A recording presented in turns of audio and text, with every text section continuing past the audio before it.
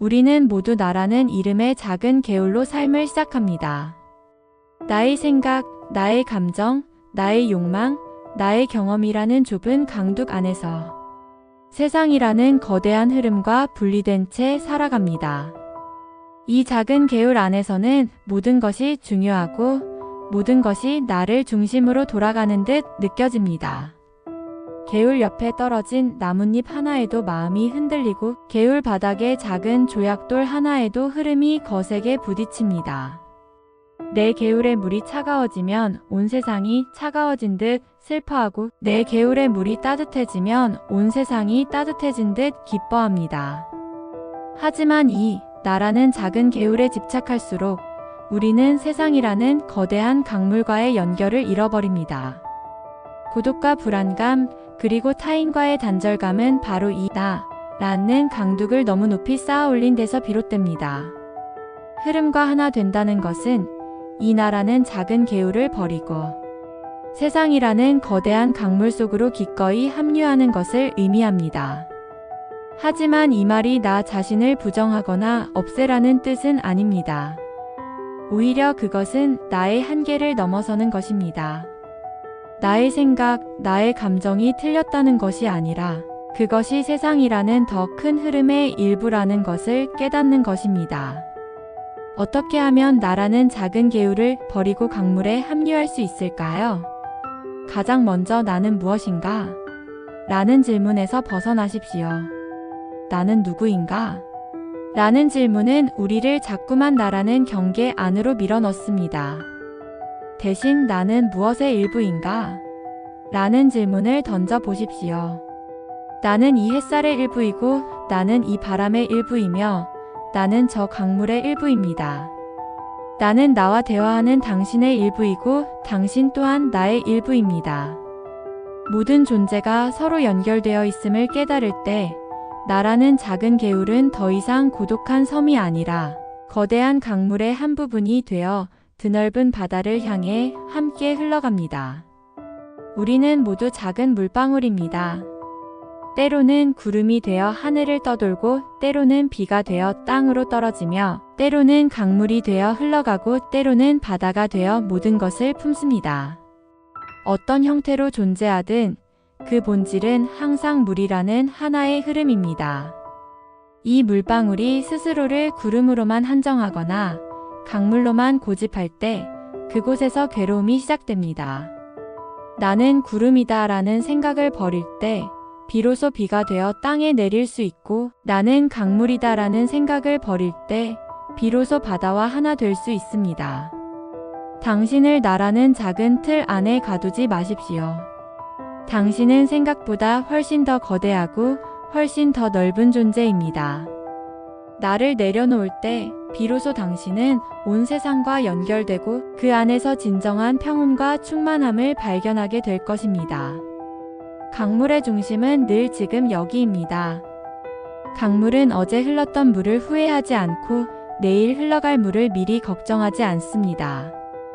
강물은 그저 지금 이 순간 흐르고 있을 뿐입니다. 하지만 우리의 마음은 어떻습니까? 우리는 너무나 자주 삶의 흐름에서 벗어나 강둑에 매달려 있습니다. 한쪽 강둑에는 과거라는 이름의 그림자가 어른거립니다. 그때 그랬더라면, 그때 그러지 말았어야 했는데, 이미 흘러가 버린 물을 억지로 되돌리려 하며 후회와 죄책감이라는 탁한 물웅덩이에 갇힙니다.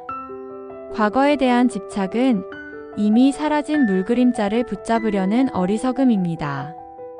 다른 한쪽 강둑에는 미래라는 이름의 안개가 자욱합니다.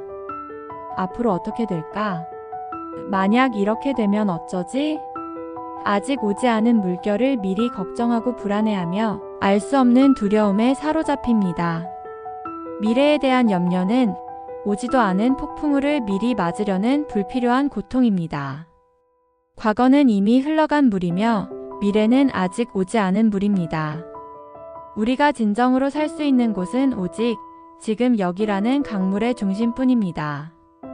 지금 여기에 존재한다는 것은 과거의 그림자를 쫓지 않고 미래의 안개를 두려워하지 않는 것입니다. 그것은 판단이나 기대 없이 지금 이 순간의 흐름을 있는 그대로 온전히 경험하는 것입니다. 하지만 마음은 길들지 않은 망아지 같아서 자꾸만 과거와 미래라는 초원으로 달아나려 합니다. 그럴 때마다 우리는 이 마음을 다시 지금 여기로 데려올 밧줄이 필요합니다. 그 가장 강력하고 고요한 밧줄이 바로 우리의 숨입니다. 숨은 언제나 지금 쉽니다. 어제의 숨을 쉴 수도 내일의 숨을 미리 쉴 수도 없습니다. 숨은 과거에 머무르지도 미래로 달려가지도 않습니다. 그저 지금 이 순간 들어오고 나갈 뿐입니다. 마음이 흩어지고 불안이 밀려올 때 애써 다른 생각을 하려 하지 마십시오. 그저 고요히 당신의 숨에 집중하십시오. 코끝을 스치는 공기의 감촉, 가슴을 채우는 충만함, 온몸으로 퍼져나가는 평온함. 단 3번의 깊은 호흡만으로도 당신은 흩어진 마음을 지금이라는 집으로 불러들일 수 있습니다. 진정한 삶은 과거의 기억 속에도 미래의 계획 속에도 존재하지 않습니다. 생명의 모든 경이로움은 오직 지금 여기 이 찰나의 순간에만 피어납니다. 당신의 숨이 머무는 그곳이 당신의 삶이 존재하는 유일한 장소입니다. 아무리 잔잔한 강이라도 비바람이 몰아치면 거센 소용돌이가 일기 마련입니다. 우리의 마음도 마찬가지입니다. 삶의 여정 속에서 우리는 분노, 슬픔, 두려움과 같은 감정의 소용돌이를 피할 수 없습니다. 우리는 보통 이 소용돌이를 만났을 때 2가지 실수를 저지릅니다. 하나는 소용돌이에 휩쓸려 함께 미친 듯이 맴도는 것입니다. 감정에 자신을 온전히 내던지고 그 감정이 곧 나라고 믿어버립니다. 분노가 치밀면 분노 그 자체가 되고 슬픔이 밀려오면 슬픔에 잠식되어 헤어나오지 못합니다. 다른 하나는 소용돌이를 두려워하여 억지로 누르거나 없는 척 외면하는 것입니다. 감정을 나쁜 것, 불필요한 것으로 여기고 마음 깊은 곳에 묻어둡니다. 하지만 억눌린 감정은 사라지지 않습니다.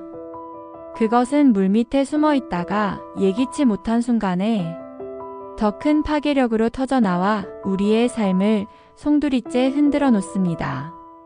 지혜로운 자는 감정의 소용돌이에 휩쓸리지도 그것을 억누르지도 않습니다. 그저 소용돌이가 존재함을 조용히 바라볼 뿐입니다. 감정은 당신이 아닙니다. 감정은 그저 당신의 마음이라는 강물을 잠시 스쳐 지나가는 에너지의 흐름, 일시적인 기상현상과 같습니다. 먹구름이 하늘 그 자체가 아니듯 분노와 슬픔 또한 당신의 본질이 아닙니다. 당신 안에 거센 분노가 휘몰아칠 때 나는 화가 났다고 말하는 대신 내 안에 분노가 일어나고 있구나라고 한 걸음 물러서서 바라보십시오. 그 감정에 이름을 붙이고 판단 없이 그저 관찰하십시오. 내 몸의 어느 부분에서 이 감정이 느껴지는지, 어떤 생각들이 함께 떠오르는지, 마치 강둑에 서서 강물의 소용돌이를 지켜보는 것처럼 말입니다. 그렇게 바라보는 순간 당신과 감정 사이에 작은 공간이 생겨납니다. 당신은 더 이상 소용돌이의 중심에 있지 않습니다. 당신은 그것을 지켜보는 고요한 의식이 됩니다. 그 고요한 바라봄 속에서 거세던 감정의 소용돌이는 점차 힘을 잃고 스스로 잠잠해집니다. 모든 감정은 우리에게 무언가를 말해주기 위해 찾아온 손님과 같습니다. 두려움은 우리에게 위험을 알려주고 슬픔은 우리가 무엇을 소중히 여겼는지 알려줍니다. 그 손님을 박대하지도 그렇다고 안방까지 내어주며 눌러앉게 하지도 마십시오. 그저 그들이 전하는 메시지에 귀를 기울인 다음 왔던 것처럼 조용히 떠나도록 내버려 두십시오. 감정의 소용돌이는 괴로움이 아니라 살아있음의 증거입니다. 그것을 다스리려 하지 말고 그저 흐르도록 허락하십시오. 당신은 그 모든 것을 담아낼 수 있는 강보다 훨씬 더 넓고 깊은 존재입니다. 강물은 홀로 흐르지 않습니다. 강물은 주변의 모든 것을 비추는 거대한 거울이 됩니다. 푸른 하늘과 흰 구름, 강둑의 나무와 스쳐가는 바람. 그 모든 것을 자신의 품 안에 왜곡 없이 담아냅니다. 우리의 삶 또한 수많은 관계라는 거울로 둘러싸여 있습니다. 가족, 친구, 동료, 심지어는 길에서 스치는 낯선 사람까지. 그들은 모두 나라는 존재를 비춰주는 거울입니다. 우리는 종종 타인이라는 거울을 보며 손가락질합니다. 저 사람의 행동이 마음에 들지 않아. 저 사람의 말이 나를 화나게 해. 거울에 비친 모습이 추하다며 거울을 탓하고 거울을 깨뜨리려 합니다. 하지만 깨진 거울 조각에도 여전히 추한 모습이 비칠 뿐입니다. 기억하십시오. 타인이 당신의 마음을 흔들었다면 그것은 그가 흔들었기 때문이 아니라 당신 안에 이미 흔들릴 무언가가 존재했기 때문입니다. 그의 말 한마디에 분노가 치밀었다면 그것은 당신 안에 이미 분노라는 불씨가 잠재해 있었다는 뜻입니다. 그의 무심함에 외로움을 느꼈다면 그것은 당신 안에 이미 외로움이라는 빈 공간이 있었다는 뜻입니다. 세상은 당신의 내면을 비추는 거울일 뿐입니다. 당신이 평온하면 세상은 평온하게 보이고 당신이 혼란스러우면 세상 또한 혼란스럽게 보입니다. 그러니 더 이상 타인을 바꾸려 애쓰지 마십시오. 세상을 바꾸려 발버둥 치지 마십시오. 당신이 해야 할 유일한 일은 거울에 비친 나의 모습을 똑바로 들여다보는 것입니다. 그리고 그 모습을 통해 나를 알아차리는 것입니다. 아, 나에게 아직 이런 분노가 남아 있었구나. 아, 내가 이토록 인정받고 싶어 하는구나. 아, 나에게 이런 두려움이 숨어 있었구나. 이렇게 알아차리는 것만으로도 변화는 시작됩니다. 문제의 원인이 밖에 있지 않고 내 안에 있음을 깨닫는 순간 우리는 더 이상 세상의 피해자가 아니라 자기 삶의 주인이 됩니다. 다른 사람을 용서하십시오. 그것은 그를 위해서가 아니라 거울을 탓하며 괴로워하는 나 자신을 위한 가장 큰 자비입니다. 당신을 비춰줌으로써 당신 자신을 보게 해준 그에게 마음속으로 고요한 감사를 보내십시오. 당신이 당신의 내면을 닦아 고요하고 맑은 거울이 될 때 당신의 세상 또한 그렇게 맑게 비춰올 것입니다. 모든 관계의 문제는 사라지고 그 자리에는 오직 맑은 비춤과 비춤의 조화만이 남게 됩니다. 강은 완벽을 추구하지 않습니다. 어떤 강도 완벽하게 직선으로 흐르지 않으며 어떤 강도 한 점의 불순물 없이 맑기만 하지는 않습니다. 강은 때로는 구부러지고 때로는 흙탕물을 품으며 때로는 가뭄의 바닥을 드러내기도 합니다. 하지만 그 모든 모습 그대로 강은 온전한 강입니다. 우리는 완벽한 나, 완벽한 삶이라는 환상을 좇으며 살아갑니다. 실수하지 않는 나, 상처받지 않는 나, 언제나 평온하고 지혜로운 나. 하지만 그런 나는 세상 어디에도 존재하지 않습니다. 그것은 우리가 만들어낸 허상일 뿐입니다. 우리는 자신의 부족한 점을 부끄러워하고 실수를 저지르면 자책하며 상처를 받으면 숨기려 합니다. 마치 흙탕물이 흐르는 강은 가짜 강이라고 말하는 것처럼 자신의 불완전한 모습을 부정합니다. 이 완벽함에 대한 집착이 우리를 끊임없이 스스로를 채찍질하게 만드는 고통의 근원입니다.